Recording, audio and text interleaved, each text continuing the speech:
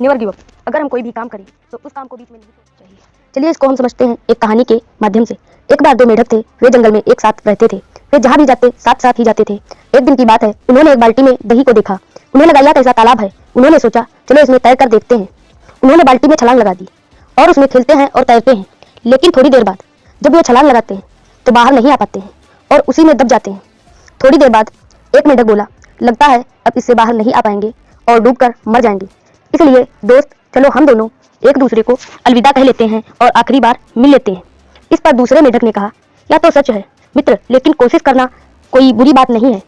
हाथ पैर चलाते रहना और कोशिश करते रहना हमें जब तक दम है। और दोनों कोशिश करने लगे।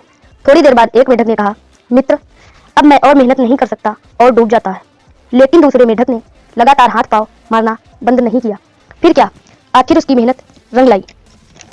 थोड़ी देर बाद दही से मक्खन की परत आ गई।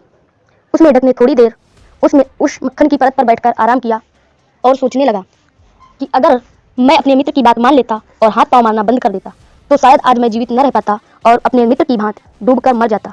लेकिन मैंने हाथ पांव चलाना बंद नहीं किया, इसलिए आज मेरे प्राण बच गए। और मन ही मन यह सोचकर बाल्टी से छलांग लगाकर चला जाता है।